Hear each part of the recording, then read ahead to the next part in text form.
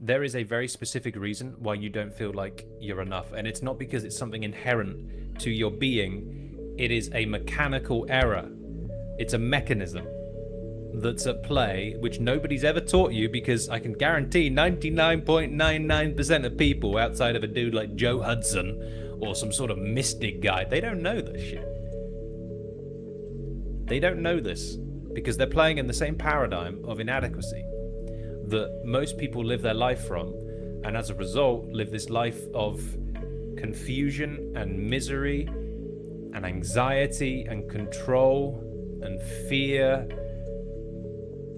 culminating in this extremely mental experience of life where you're navigating your life, but you're always in your head and you're always thinking and you're always controlling and you're always seeking some moment other than now. And that's what hell is. That's what hell on earth is. That is hell on earth. And I've been there. So I know. I've been in the depths of that hell. Oh, baby, I've been in the depths of that hell. So I know what that is like, and I know what's on the other side of that. And what's on the other side of that is heaven on earth. And that's your natural state of being, is heaven on earth. Which is where you're not in your head, but you are in your body. And the mechanism that makes you feel inadequate, by the way, now people don't get this because they operate at the wrong level. They're operating at the mental level. The mental level is like smoke from a factory, okay? It's a waste product. It is a waste product of what's going on in your energy body. And I know that might sound a little bit woo-woo to some people, but think about it. When you're in a state of gratitude, how busy is your mind? How inadequate do you feel? Versus when you're in a state of tension, you feel like life sucks, everything feels grey and painful, miserable and denying, and life is just really painful when you're in tension. But when you're in flow, you never even question if you're adequate or not. It wouldn't even come to your mind. It feels it's a redundant point of view when you're in a flow state or you're in a deep state of peace. To say I'm not enough into that, it just doesn't register. So why is that? Well, when you're in a state of gratitude or when you're in a state of flow, there's something that's happening that isn't happening most of the time and all of the time where you feel inadequate. And what's happening there is your heart is open. And again, we don't want to get too woo-woo here. Like, look, guys, I'm against 99% of spirituality. I think it's a load of bullshit. I think people use it as a cope, just in the same way they use doom scrolling, or alcohol, or weed, or nicotine, or YouTube, or fucking whatever. It's mostly a cope, okay? I'm pretty pragmatic with this stuff. But that is the mechanism. I've spent tens of thousands of hours observing this in my own experience. This is the mechanism. Okay, I've been doing this for 18 years. I promise you this is what's going on. The reason why you feel inadequate is because your heart closes to life. And you can observe this in your own experience because you're going to feel this tightness in your chest. It might not just be in your chest, it might be in your gut, it might be in your throat, it might be in your head. But when you are feeling inadequate, it's because you've closed your heart to life in this present moment. Because here's the truth of the matter, guys. Here's the rub of all of this. What you are is life. You could also call that consciousness. You could also call that awareness. You could call it God. You could call it the divine mind. Whatever you want to call it. It doesn't really matter. Let's not get caught up on distinctions here. But what that is fundamentally is this sort of loving energy that's just constantly loving. That's what it is. It's always loving.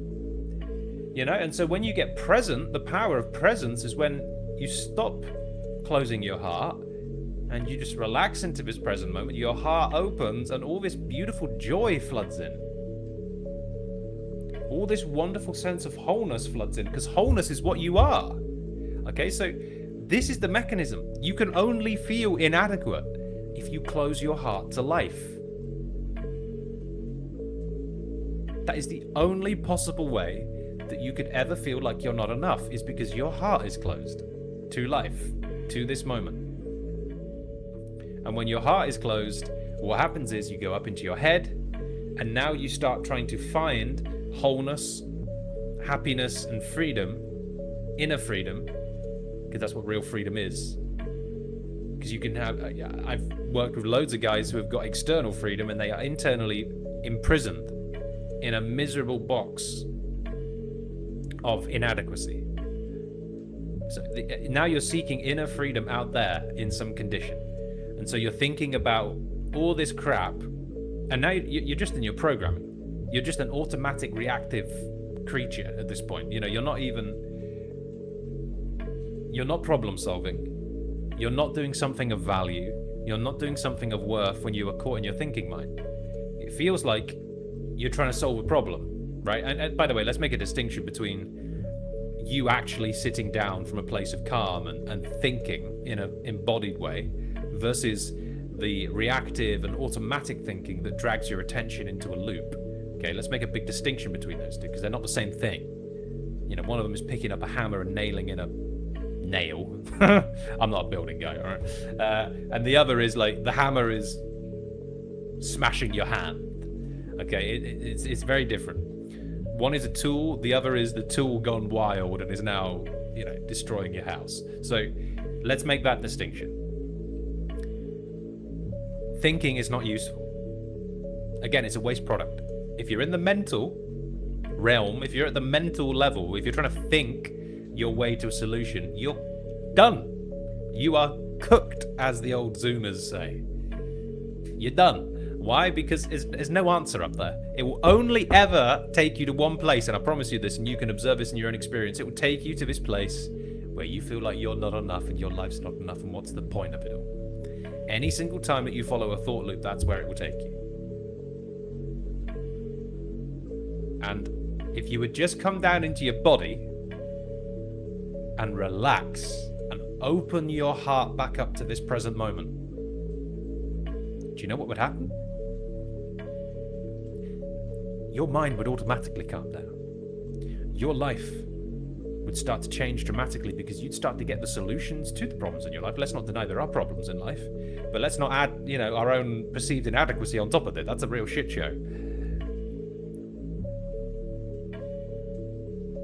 And you start to live in this way where, you know, it's almost like you've been living life in this desert, this barren desert with no water. And so every time you sort of venture out into the desert, out into life, you're seeking water. You're in survival mode. But once you unlock this, it's the recognition that I've got this infinite supply of mineral-rich water that I can summon at a moment's notice, and it's always here, and I'm never going to go thirsty again.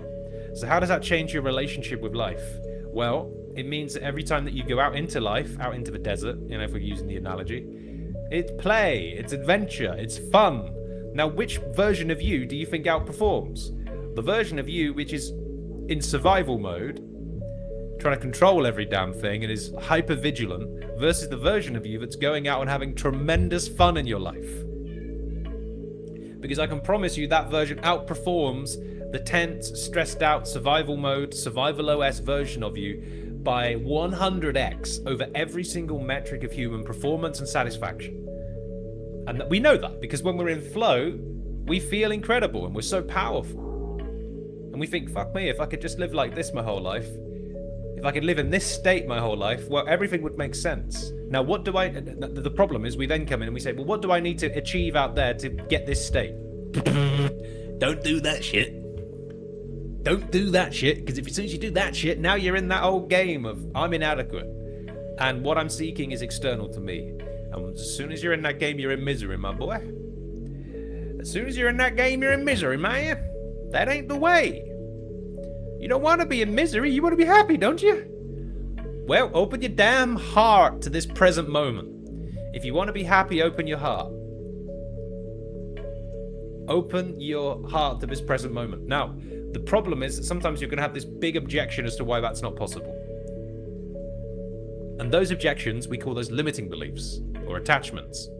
And when you release the limiting beliefs and the attachments, well, it gets easier and easier to open your heart to the present moment and to live in presence, which, by the way, is what every dude is looking for. You know, I saw this Instagram clip the other day, and it was this, I don't even know who he is. I don't use Instagram. It's not my platform. It's not for me, but I like Twitter. I like reading. I'm a reader. And on Instagram. But I saw this clip, right? I go on there occasionally and upload some videos. And I saw this clip, and this guy was saying, it's disgusting how quick you get used to the millionaire lifestyle. And he had all these amazing women and cars and houses. And guess what? He was dissatisfied as hell. And I can promise you, his heart weren't open. He weren't living in the present moment. He weren't immersed in the now. And this is the same thing. From a 6-year-old child who's pouting and bored to a billionaire who's in his mansion feeling anxious. It's all the same mechanism. First principles. This is why I love this. This is why I love what I do with people, because I show them the first principles mechanisms. And it's like, you give a man a fish, he eats for a day. You teach a man how to fish and he eats for life. That's my goal with people. It's like, let me give you the tools and the mechanisms so that you never need to go unhappy again. And if you do go unhappy, you know that, oh shit, well, I know exactly why, and I know exactly what's going on. Let me apply the appropriate mechanism to this situation. And it's never complicated. It's actually very mechanical. Being happy is a very mechanical thing in a sense. And that sort of takes a bit of the sexiness out of it for many people. But it's just like in meditation. If you make your mind one-pointed with an object like your breath or loving kindness or even sensations in your body, eventually you enter into a state of bliss. That's not mystical, that's mechanical, because the degree to which your mind is one-pointed is the degree to which that experience of bliss starts to unfold. And it's exactly the same with all this stuff in your inner world. It's all mechanical. But the thing is, nobody ever taught you the mechanisms, and the truth is, most people don't know what the mechanisms are anyway.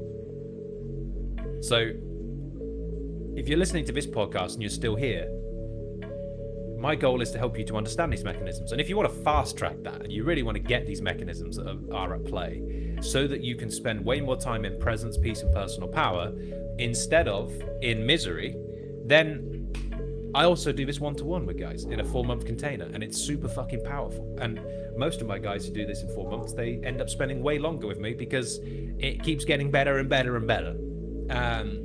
So if that's something you're interested in, reach out. I'll send you the offer document. I'll send you all the details.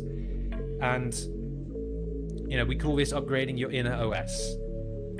And it's one of the most profound shifts that you can possibly make in your life, because your inner OS is the thing through which you experience every single area of your life, from taking a shit to looking into your lover's eyes to conducting a business meeting to those moments where nothing's going on.